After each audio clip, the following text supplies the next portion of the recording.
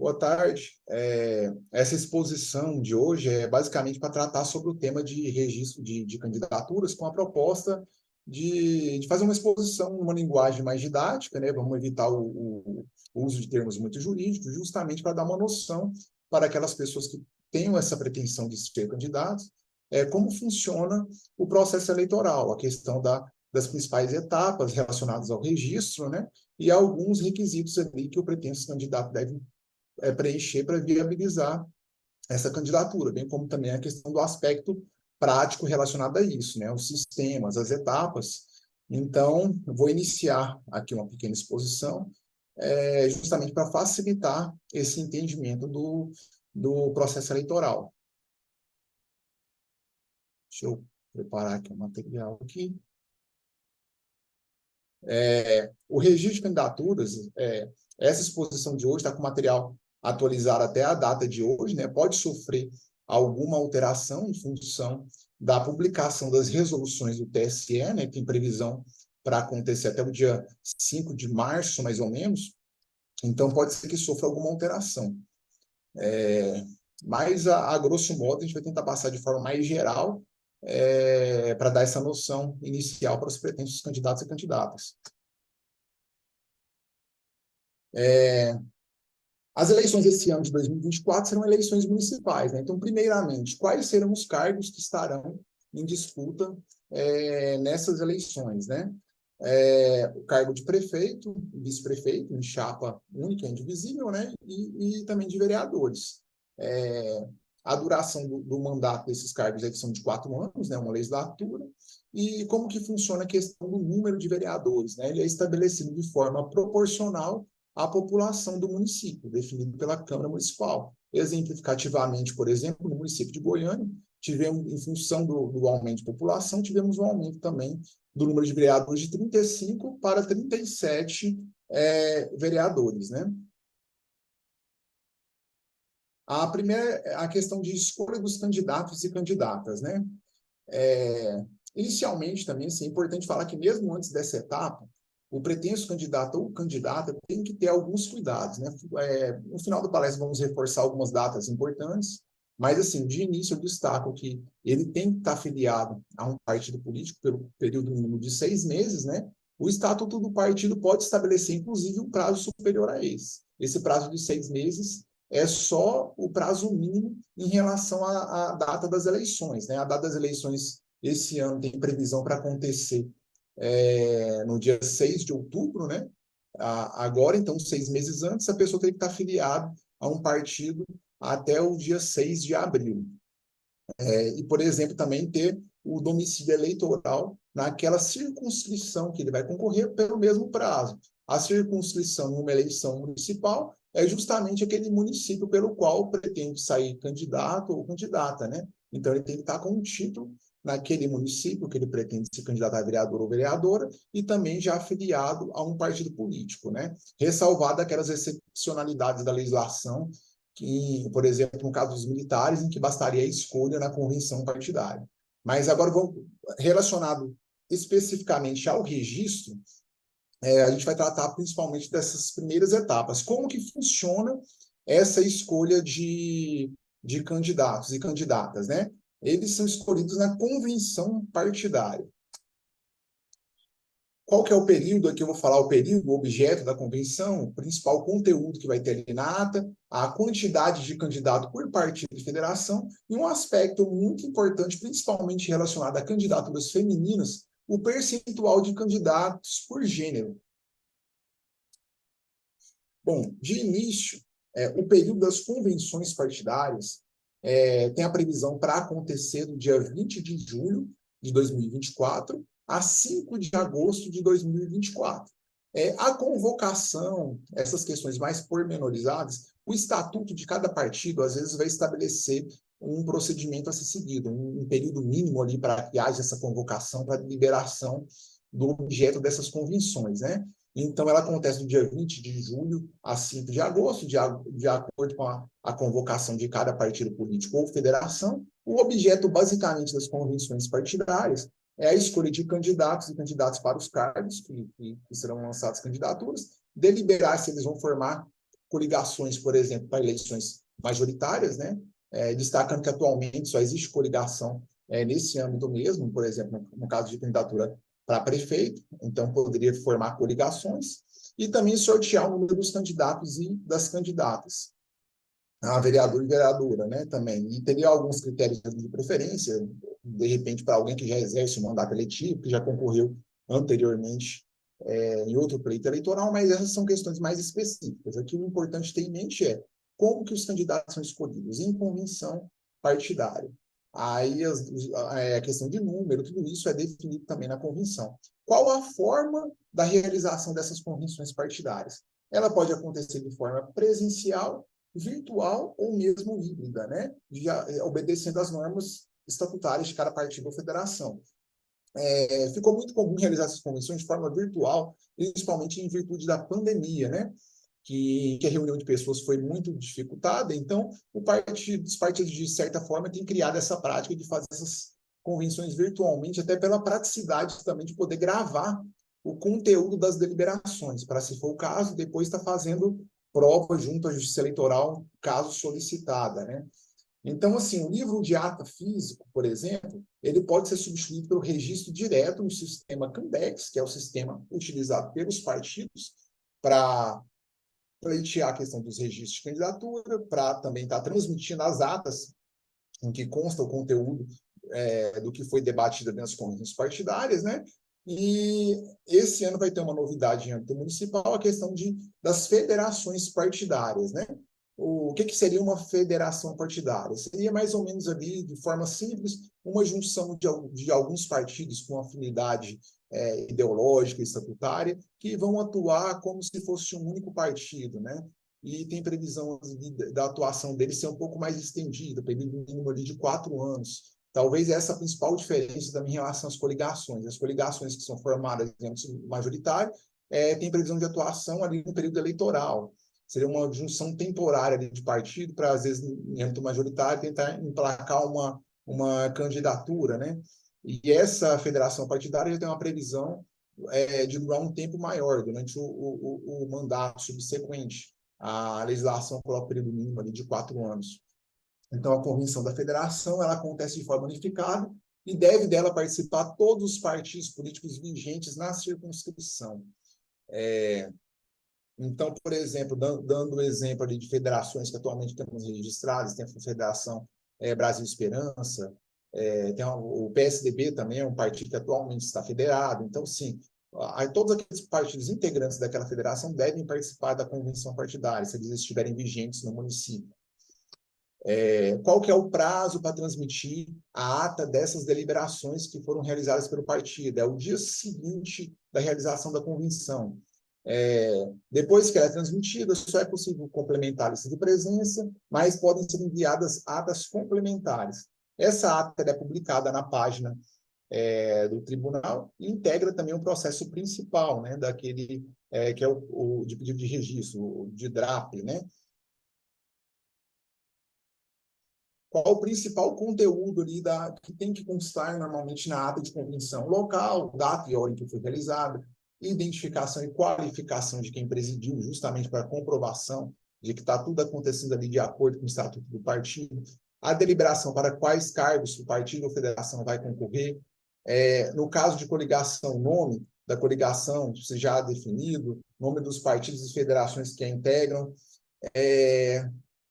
no caso também, assim, em relação de candidatos escolhidos em convenção com o cargo para o qual vão concorrer, nome completo, título, CPF, essas questões normalmente vão todas constar ali na ata de convenção, que conforme dito por estar publicado no site do tribunal, pode ser conferida ali pelos participantes, se aquela ata está condizendo com o que realmente foi debatido ali na convenção do partido político.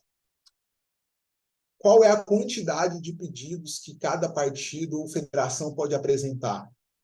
Cada partido ou federação pode requerer o registro de candidatos e candidatos para a Câmara Municipal, né, num total de até 100% do número de lugares a preencher, mais um.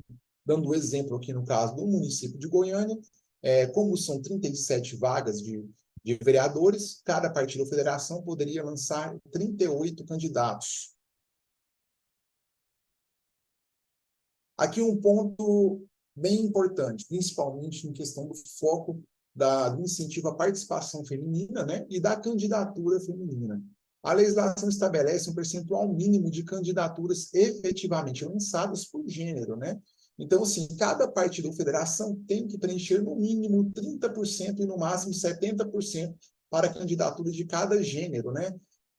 Qual que é a base de cálculo? O número de candidaturas que são efetivamente requeridas pelo partido ou federação, inclusive em vaga remanescente ou em substituição. Então, assim, durante todo momento tem que ser mantido esse percentual de candidaturas por gênero. No caso de, por exemplo, um candidato que é indeferido, vai ser substituído por outro. Então, nesses casos, sempre vai ter que estar observando esse percentual mínimo, né? Isso, o objetivo maior é fomentar a participação das mulheres, né, na vida política da sociedade. Então, viabilizar o maior número de candidaturas femininas.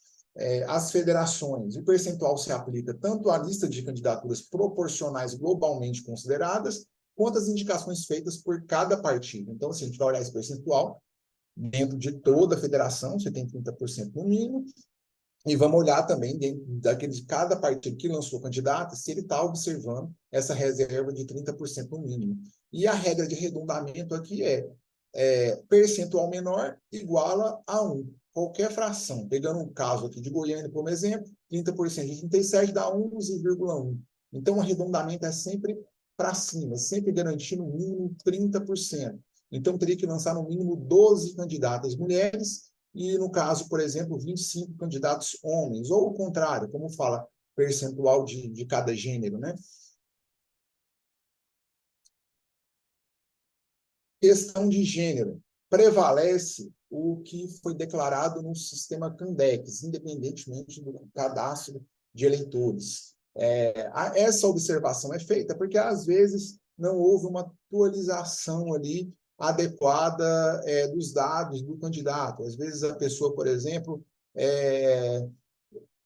tem a questão do gênero que consta no cadastro dela, não é o gênero que a pessoa se identifica. E, às vezes, ela arrumou outros documentos, mas o cadastro eleitoral da pessoa se encontra desatualizado. Prevalece o declarado no Candex, mas, de qualquer forma, essa informação depois também é atualizada. Então, assim, a inobservância do percentual do gênero, qual que é a principal consequência? Indeferimento do pedido de registro do partido ou federação, interfere o DRAP, e todas as candidaturas a ele vinculadas são indeferidas também. A utilização, por exemplo, de candidaturas femininas fictícias acarretará a anulação de todo o DRAP e a cassação de diplomas ou mandatos de todos os candidatos e candidatas a ele vinculados, né? Essa observação ela é muito importante, justamente porque a inobservância desse percentual tem uma consequência para todos os candidatos daquele partido ou federação. Então, até esse é um dos motivos pelos quais muitos partidos e federações correm atrás daquele gênero que às vezes você não tem um número suficiente de candidato, normalmente as mulheres candidatam menos, né? Justamente para que elas possam se candidatar, para que eles possam respeitar essa regra, para não ter prejuízo para todos os seus candidatos, né? Aí, nesse ponto, a gente faz uma ressalva também. A questão de candidatura, tem que ver, por exemplo, o partido correu atrás para viabilizar a questão das eleições para vereadores dele, correu atrás de uma candidata. Tem que haver uma efetiva candidatura, não é uma candidatura pro forma, não é uma candidatura fictícia, em que é colocado, por exemplo, o nome de uma mulher ali, mas na prática nunca houve intenção de candidatar. Tem que haver essa intenção, por exemplo, justamente para evitar a questão de fraudes, né, a esse percentual de gênero. E também, assim, por exemplo, a questão, vamos falar um pouquinho, talvez, também da questão de condições da elegibilidade dos candidatos, né? Tem algumas condições ali que o candidato deve preencher. Eu falei da questão de filiação partidária e domicílio eleitoral, justamente porque são condições que já devem estar preenchidas bem antes da realização da convenção partidária. Como o prazo mínimo ali são 6 meses, né? Então, assim, até dia 6 de abril, a pessoa tem que estar com a filiação já regular naquele partido, bem como o domicílio eleitoral também naquela circunscrição, né? Então, é bem importante o candidato estar observando isso, justamente se ele preenche esses requisitos para que haja condições da candidatura dele ser deferida, né? As condições aqui que eu vou citar aqui, por exemplo, nacionalidade brasileira, encontrar-se em pleno exercício dos direitos políticos, o alistamento eleitoral, domicílio eleitoral na circunscrição onde vai haver eleição, filiado a um partido político, idade mínima para o cargo. Prefeito, 21 anos, idade aferida na data da posse, e vereador, 18 anos. Idade aferida no prazo limite para registro de candidatura, 15 de agosto do ano da eleição. Aqui as observações. No direito brasileiro, no nosso sistema eleitoral, é vedada a questão da candidatura avulsa, né? A pessoa que se pretenda ser candidata deve integrar obrigatoriamente o quadro de algum partido político ou federação. Ele não pode concorrer de forma avulsa, né? Então, exige a sua escolha em convenção. Casos especiais de filiação, por exemplo, o militar ele é proibido de ser filiado, né? Então, por isso, essa dispensa da legislação em relação ao militar, justamente por essa proibição de filiação do militar, né? Então, o militar basta a escolha em convenção.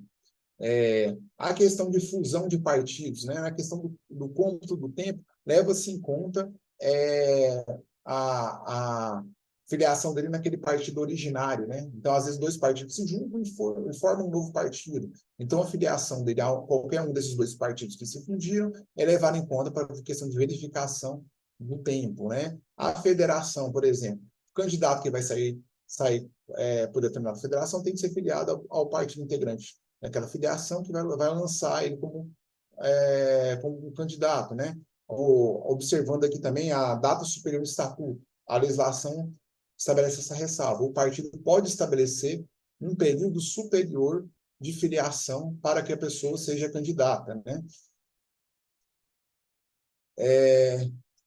As questões de causas de inelegibilidade, né? Eu vou fazer uma pequena pausa aqui para o primeiro bloco, e posteriormente, no segundo bloco, a gente retoma a exposição relacionada à questão das causas de inelegibilidade, de prazo de desincompatibilização e afastamento, e vamos tratar de outros temas, né? Então, nesse momento aqui, a gente vai fazer uma pequena pausa para poder atender a essa proposta de aproximadamente 15 minutos dentro de cada bloco. Bom, retomando, né, a questão de causas de inelegibilidade, né? Algumas situações em que o cidadão é impossibilitado de ser escolhido para ocupar um cargo político eletivo, né? Essas causas podem ser constitucionais, a exemplo dos inalistáveis e analfabetos, né? Ou infraconstitucionais, né? Então, por isso que, por exemplo, na questão do registro de candidatura, um dos itens avaliados é justamente aquela escolaridade mínima para verificar se a pessoa é ou não alfabetizada, né? Então, dentre os documentos que o candidato deve ter o cuidado de separar, às vezes algum documento escolar que comprova uma escolaridade mínima, né? O pessoal usa muito também a questão da Carteira Nacional de Habilitação, a CNH como prova, justamente porque, como tem prova escrita, né, pressupõe-se que a pessoa seja alfabetizada para ter realizado aquela prova escrita quando ela foi tirar a carteira de habilitação. Então, um jeito prático de comprovar esse requisito é justamente a Carteira Nacional de Habilitação. Exemplos de causas de inelegibilidade, por exemplo, eu não vou detalhar tanto por questão de ser questões talvez mais técnicas, também pela proposta aqui de uma exposição mais geral, né? Mas, dentre as infraconstitucionais, na Lei Complementar 64 de 1990, por exemplo, existe um rol de crimes ali em que, se a pessoa for condenada, mesmo depois de cumprir a pena, né, ela fica inelegível por determinado tempo. Então, assim, a pessoa deve ter tanto assim os direitos políticos regulares, né, não podem estar suspensos, o que acontece quando a pessoa está cumprindo a pena, mas mesmo depois que ela finaliza esse cumprimento de pena, existem alguns crimes que implicam numa inelegibilidade, né, o que inviabiliza também uma candidatura. É interessante também a pessoa estar verificando tudo isso antes de estar pleiteando a candidatura, né? A questão de desincompatibilização. Prazos de desincompatibilização, por exemplo. Para concorrer a cargo eletivo, o cidadão que ocupa determinadas funções, cargos de empregos públicos, deve se afastar por determinado período, conforme previsto na legislação. Esse prazo é variável. Então, de um jeito bem prático aqui, para ensinar o candidato ou a candidata como ele pode estar verificando isso, tem um link no site do TSE, que se ele jogar no Google desincompatibilização TSE, vai sair esse link. Então, tem um rol ali de cargos e o prazo de afastamento em cada caso, né? Que o candidato deve atender para poder se candidatar, né? Os sistemas eleitorais que são utilizados nessa questão do registro de candidatura. Tem um sistema CAND, que é um módulo interno que a gente utiliza na Justiça Eleitoral, né, para estar recebendo, para estar analisando esses pedidos de registro de candidatura, né? E tem o CANDEX, que é um módulo externo do registro do sistema de registro de candidatura, que os partidos e federações usam para elaborar e enviar à Justiça Eleitoral a ata de convenção e os pedidos de registro de candidatura, né? E o sistema PJE, que é o processo judicial eletrônico, sistema que é utilizado para a tramitação dos processos judiciais na Justiça Eleitoral, inclusive o processamento do requerimento de registro de candidatura. Como funciona isso na prática, né? Após o partido enviar esse pedido pelo sistema Candex para a Justiça Eleitoral e a gente dar o aceite nesse pedido, né? É gerado automaticamente um processo para cada candidato no processo judicial eletrônico, para estar analisando justamente a presença dos requisitos de elegibilidade e a inexistência de nenhuma causa de inelegibilidade. Tudo para verificar se aquela candidatura ali tem condições de ser deferida, né? Deixa eu passar para a próxima aqui. Pedido de registro de candidatura, né?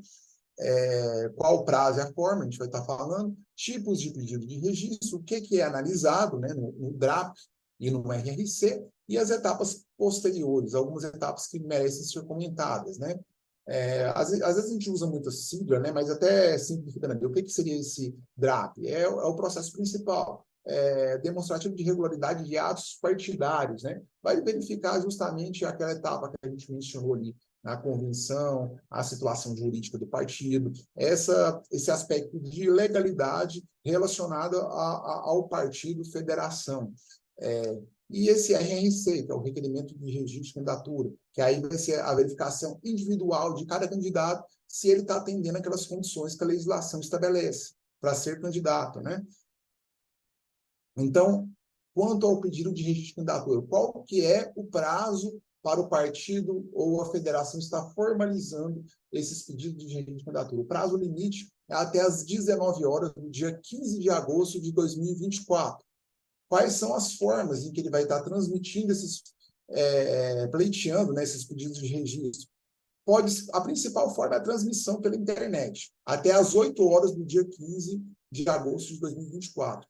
Passado esse prazo, das 8 horas em diante até às 19 horas, no dia 15 de agosto de 2024, eles vão ter que entregar a mídia na Justiça Eleitoral presencialmente. Então, até às 8 horas do dia 15 de agosto, é possível a transmissão pela internet. E, passado esse horário, a entrega em mídia Justiça Eleitoral até às 19 horas.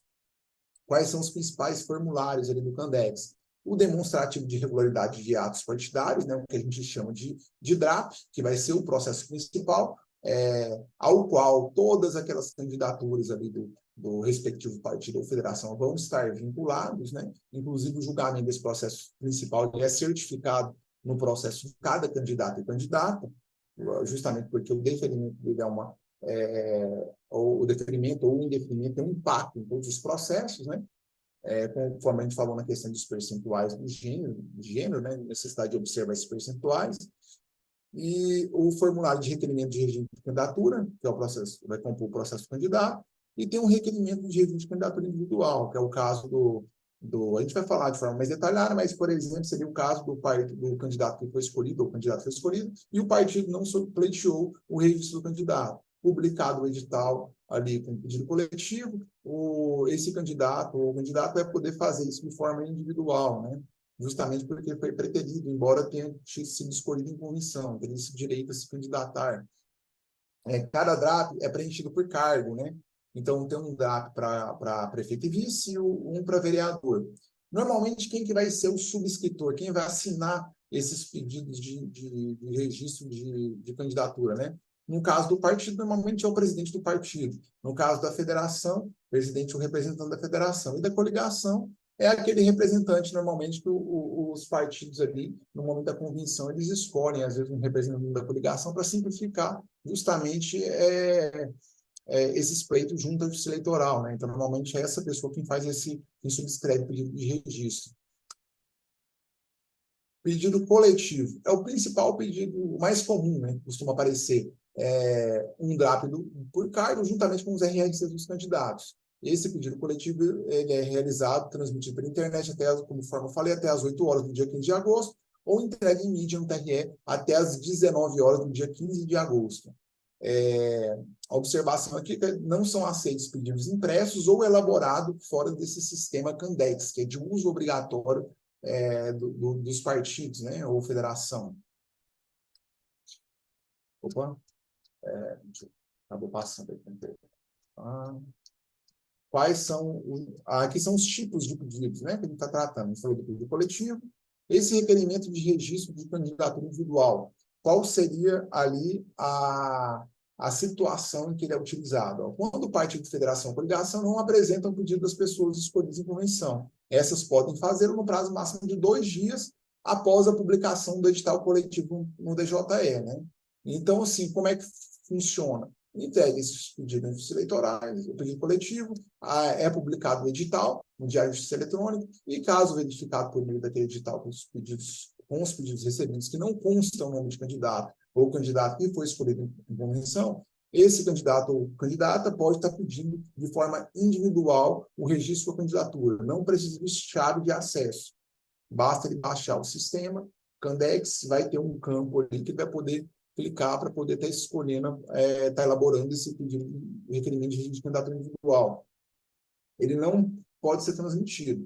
Ele é apresentado em mídia de justiça eleitoral, até às 19 horas do último dia do prazo. Aqui não tem data fixada, porque vai depender justamente dessa publicação do edital, né?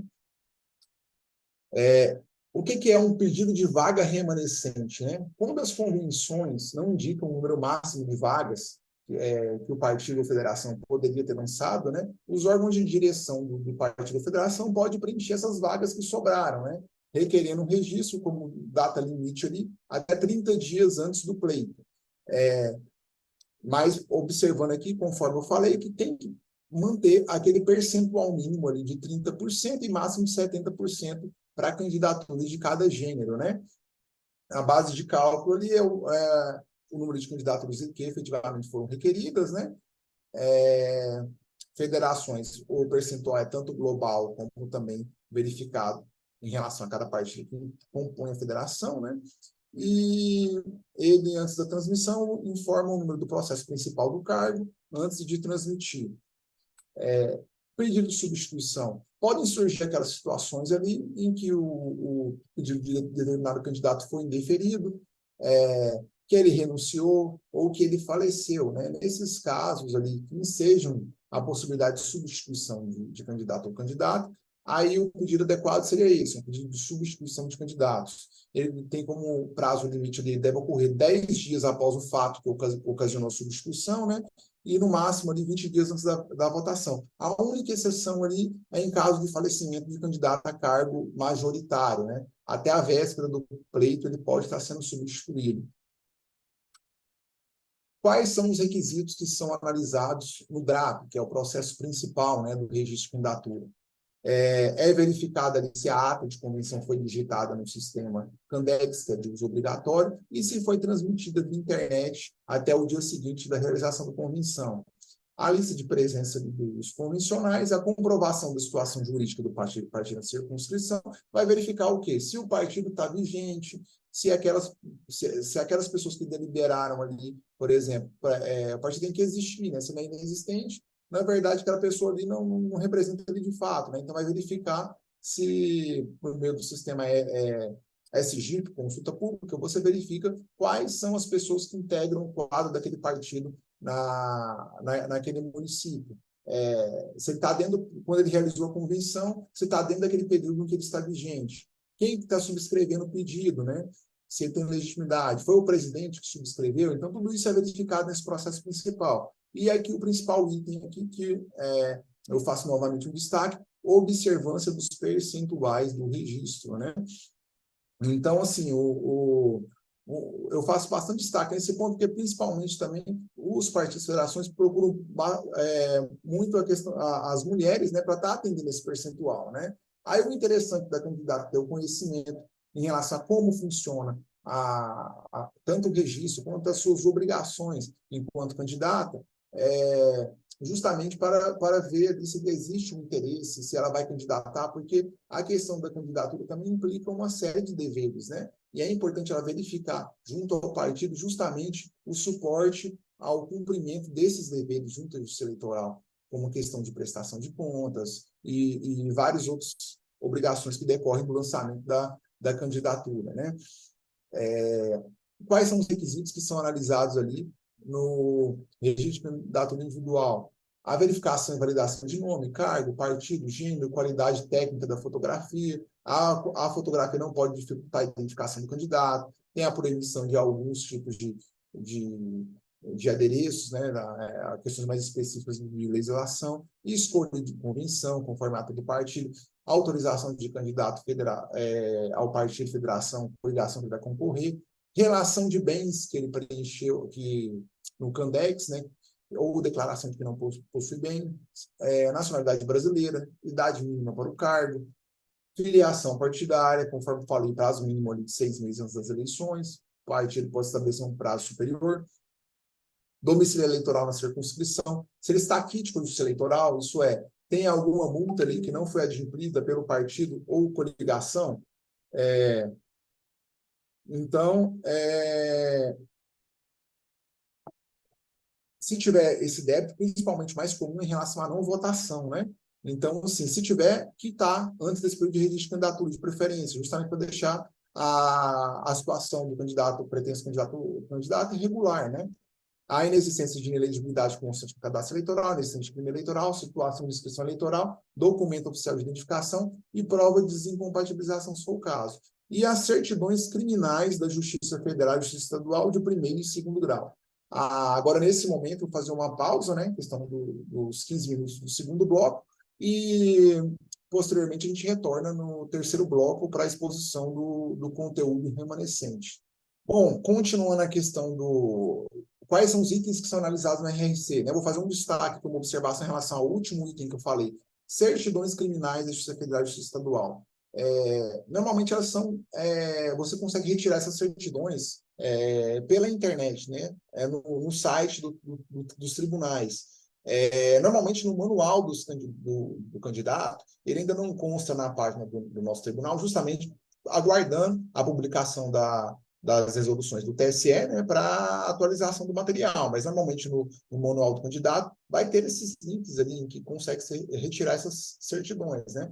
Mas caso não tenha também, quando chegar ao próximo período, manda e-mail para o TRE, manda e-mail para a nossa sessão, a gente pode estar encaminhando o link para verificação dessa situação do candidato, as certidões criminais de Justiça Federal e Justiça Estadual. Isso é importante principalmente para aquelas pessoas que têm algum processo tramitando, porque às vezes a pessoa ainda não teve uma condenação, às vezes o processo está tramitando.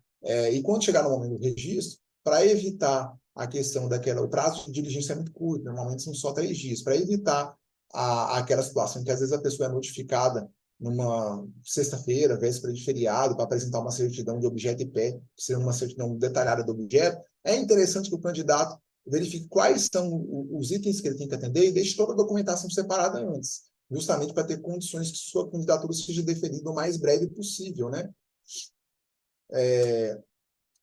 Aqui, ó, vamos passar para a questão das etapas posteriores ao recebimento do pedido. Normalmente, quando esse pedido é formalizado junto à Justiça Eleitoral, alguns dias depois, né, normalmente o CNPJ do candidato ou candidata, ele é gerado. É importante que o CEP seja informado de maneira correta, justamente para não dar erro na geração desse CNPJ. Aí, por que é tão importante a questão da geração do CNPJ? Porque o candidato ou a candidata, ele precisa abrir uma conta específica de campanha para ter aquela movimentação financeira de campanha, que é fiscalizada pela Justiça Eleitoral. E dependendo do recurso, né, às vezes é necessário mais de uma conta de campanha, né? Porque como tem alguns tipos de recursos que são de origem pública também, e mesmo os que não são, né, necessita a fiscalização da Justiça Eleitoral para verificar o atendimento ali de limite de gastos, o tipo de despesas realizadas. Então, após o CNPJ ser gerado, o candidato vai ter condição de estar abrindo a sua conta bancária para movimentação de recursos de campanha, né? E também são divulgados os dados do Divulga Can de Contas, de forma praticamente imediata. E são publicados os editais. O edital abre no prazo de 5 dias para apresentação de impugnação ou notícia de inelegibilidade em relação à candidatura que foi registrada. E também da publicação desse edital, conforme eu já mencionei, corre o prazo, caso o candidato tenha sido preterido, isso por minha convenção, dele poder formular aquele requerimento de registro de candidatura individual, né? E também vai vir a etapa da conferência da documentação do candidato. O importante é frisar também que os dados do processo do registro de candidatura do candidato podem ser consultados pelas partes no PJE, por meio da consulta pública, né? E também no Divulga Can de Contas, que vai ter o número de processo dele ali e até a situação do processo. Então, assim, é importante o candidato estar acompanhando, porque se tiver alguma diligência, às vezes, que ele tenha que ser atendido, alguma coisa nesse sentido, ele vai estar ciente ali de que está faltando algum documento. Mas o importante é que o candidato seja o mais organizado possível para evitar essa intimação, né? Porque, conforme eu disse, o prazo é muito curto. No prazo de 3 dias. Às vezes é um documento que demanda um esforço maior para o candidato estar conseguindo. A questão de falhas e intimações. Quando tem falha ou omissão no pedido de registro, é aberto um prazo de diligência, né, para assinar a irregularidade, prazo de 3 dias, conforme eu mencionei, para os documentos eles são juntados no processo via processo judicial eletrônico, somente via PJE, né? Caso a parte não tenha constituído advogado, pode juntar por meio de aplicativo no portal TSE na internet, com necessidade de utilização de título, né? Isso eu vou falar num slide posterior, a questão do peticionamento avulso. Em regra, como é que acontecem as publicações, né, na Justiça Eleitoral nesse período eleitoral? Antes do dia 15 de agosto de 2024, as publicações em regra são realizadas no Diário de Justiça Eletrônica. Depois do dia 15, entre o dia 15 de agosto e 19 de dezembro, que seria o período eleitoral, a publicação é realizada por meio do mural eletrônico. O mural eletrônico ele fica disponível ali no site do próprio TRE, ali você consegue consultar as publicações do mural eletrônico dia a dia, né? Na impossibilidade técnica de uso de mural, as intimações são realizadas por meio de mensagens instantâneas, né, WhatsApp, e-mail ou correspondência física. Mas, em regra, costuma ser por mural eletrônico nesse período eleitoral. O julgamento dos pedidos, como ele é realizado? Né? Nas eleições municipais, ali vão ser as decisões monocráticas e as sentenças são publicadas no mural eletrônico. O acórdão do tribunal costuma ser publicado na própria sessão plenária, né? Das decisões ou sentenças que são proferidas pelo juiz eleitoral, cabe recurso no prazo de 3 dias de publicação. O indeferimento do DRAP, conforme eu já mencionei, interfere diretamente no julgamento dos RRCs, inclusive os deferidos, porque caso o DRAP seja indeferido, automaticamente esses IRCs aí vinculados também são indeferidos, né? Todos os pedidos devem estar julgados até 20 dias antes da data das eleições, inclusive os recursos. A ferramenta do peticionamento avulso. Como ela funciona? O candidato ali tomando ciência, que faltou, por exemplo, um documento de identificação pessoal, um documento de escolaridade, ele viu que tem uma diligência que tem que ser cumprida. Não tem um contato fácil ali com o advogado, ou o advogado não está atendendo ele, não está acompanhando, ele quer juntar esse documento no processo de registro dele. Ele pode fazer por meio dessa ferramenta do peticionamento avulso. Essa ferramenta do peticionamento avulso, ela fica disponível no site do TRE e permite a juntada de documentos nos autos existentes, né? Cabendo a quem dela se utilizar indicar o número do processo respectivo. Para saber o número desse processo, qual que é o seu processo? Você consegue ver por meio do Divulga Can. Então, você sabendo o número desses autos, você vai indicar esse processo, que aquele documento, que aquele arquivo vai ser juntado. Para acessar essa aplicação, o candidato ou candidato tem que ter cadastro no e-título, né? Que no momento de entrar nessa aplicação, é exigido como forma de conferência de autenticidade dos dados pessoais informados no momento do peticionamento. Então, sim, o candidato que tem o e-título, ele consegue fazer a juntada de documentos. Mas também pode ser feito, conforme dito, pelo advogado diretamente no PJE, né, no processo do candidato. Aqui eu destaquei algumas datas importantes, né? Por exemplo, abril, data limite para o teu domicílio eleitoral na circunscrição, que vai concorrer ao pleito municipal, 6 de abril de 2024. Por quê? As eleições desse ano vão ser no primeiro domingo de outubro, dia 6 de outubro de 2024, 6 meses antes. Então, seria 6 de abril de 2024 para ter o título naquele município em que existe a pretensão de ser candidato ou candidata. A mesma data é a data limite para filiação partidária, objetivando concorrer ao pleito municipal 2024. Aqui eu faço a ressalva de casos especiais, como os militares que não precisam ser filiados e basta escolher comissão partidária, e a possibilidade de que cada partido fixe um prazo maior de filiação partidária no seu estatuto. Em agosto, conforme dito, um prazo de encerramento das convenções é dia 5 de agosto. Envio de pedidos coletivos pela internet até às 8 horas do dia 15 de agosto e a entrega do pedido individual ali do candidato 2 dias após a publicação do edital do pedido coletivo. No dia 16 de agosto, posterior ao último prazo limite de registro, tem o início da propaganda eleitoral. E por que eu destaquei a questão do registro? Conforme eu falei, CNPJ, às vezes a pessoa vai contratar um material ali para confeccionar um material, vai movimentar recurso financeiro, ele vai precisar do CNPJ para abrir a conta bancária para movimentar esses recursos. Esse CNPJ só vai ser gerado após a apresentação do pedido de registro de candidatura. Mas, em tese, dia 16/8 já pode iniciar a propaganda eleitoral. Início da propaganda eleitoral em rádio e TV, de 30 de agosto até o dia 3 de outubro. Em setembro, pedido para a vaga remanescente, prazo limite, 20 dias antes da data da eleição, então dia 6 de setembro. Prazo final para anular as deliberações das convenções, dia 14 de setembro. Prazo final para substituição, dia 16. A vaga remanescente, aliás, falei até de forma equivocada, 30 dias antes, né? Então, 6 de setembro. Prazo de substituição, 20 dias antes, dia 16 de setembro. E prazo final para julgamento também os mesmos 20 dias antes, né?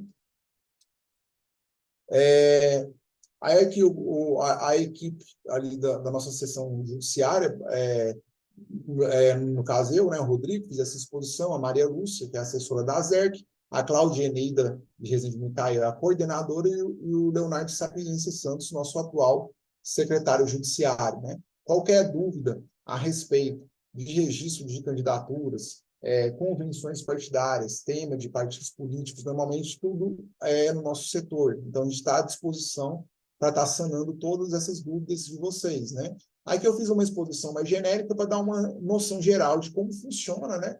Essas etapas do registro de candidatura para aquelas pessoas que têm a pretensão de ser candidato. Então, assim, fazendo um apanhado bem breve ali, a pretensa candidata, candidato, né? Preocupar em atender a filiação partidária, domicílio eleitoral na circunscrição, verificar se preenche as condições de elegibilidade, se não incide nenhuma causa de inelegibilidade, né? E é isso, está escolhendo o partido pelo qual pretende concorrer, buscar orientação também junto ao partido, o suporte do partido, caso seja a primeira candidatura, muitos candidatos são inexperientes, vão concorrer pela primeira vez, e, em geral é isso, qualquer coisa está à disposição. Foi um prazer estar gravando esse material para vocês e desde já eu agradeço. Boa tarde, pessoal. Eu estou gravando esse vídeo para fazer uma atualização do conteúdo que foi gravado em virtude da edição da resolução TSE 23.729, de 27 de fevereiro de 2024. Então, um ponto que mudou com a resolução é o requerimento de registro de candidatura individual, que anteriormente não precisava de chave, atualmente precisa de chave. Essa chave ela é requerida junto ao juiz eleitoral competente para julgar o processo de registro do candidato. Uma situação também que mudou é que o requerimento de registro de candidatura individual agora também pode ser transmitido por internet e também pode ser gerado o arquivo para entrega, né?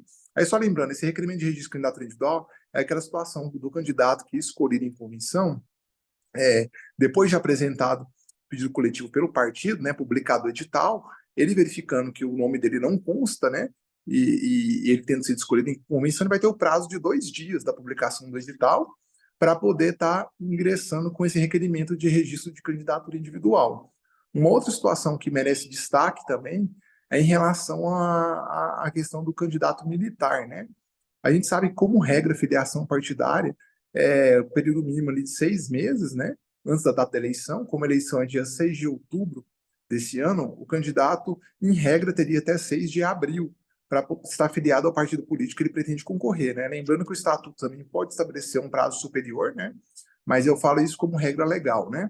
Agora, a situação do militar é um pouco diferente. O militar da ativa, se ele contar com menos de 10 anos de exercício, ele deve se desligar do serviço militar. E ele vai ter até a data da apresentação do registro de candidatura dele para estar filiado ao partido. Agora, se o militar da ativa contar com mais de 10 anos, ele vai ser agregado pela autoridade superior e basta a escolha dele em convenção. Aí ele concorre sim em filiação partidária. Quanto ao militar inativo, né, ele tem que cumprir, em regra, o prazo legal, né? Teria que estar afiliado ali até o dia 6 de abril. No entanto, se ele passa para inatividade após esse prazo legal, o militar da inativo ele vai ter o prazo de 48 horas de quando ele entrar na inatividade, né, para estar se filiando ao partido político pelo qual ele pretende concorrer, né? Outra situação também do militar que é importante destacar é a questão de desincompatibilização, né? O militar que ocupa a função de comando, ele tem os prazos de desincompatibilização que ele deve cumprir, né? Aí cabe consultar ali no site do TSE, né? Vai ter uma tabela de prazos de acordo com a função, né? Com cargos. E o militar que não ocupa a função de comando, ele deve se afastar até a apresentação do pedido de registro de candidatura dele. Então, essas são situações que eu busquei esclarecer, porque pode ter candidatas aí, né, que sejam militares e tenham interesse em ser candidato. Então, está atento à questão do prazo de filiação e se existe ou não necessidade de desincompatibilização. E a questão também da alteração em relação à sistemática ali, da apresentação do registro de candidatura individual, né? Então, era só esses pontos ali que achei pertinente fazer esse vídeo de atualização, né? Para não ter nenhum prejuízo para nenhuma pretensa candidata. E desde já eu agradeço e nosso setor se coloca à disposição para qualquer dúvida que tiver para poder estar auxiliando e esclarecendo. Muito obrigado e boa tarde.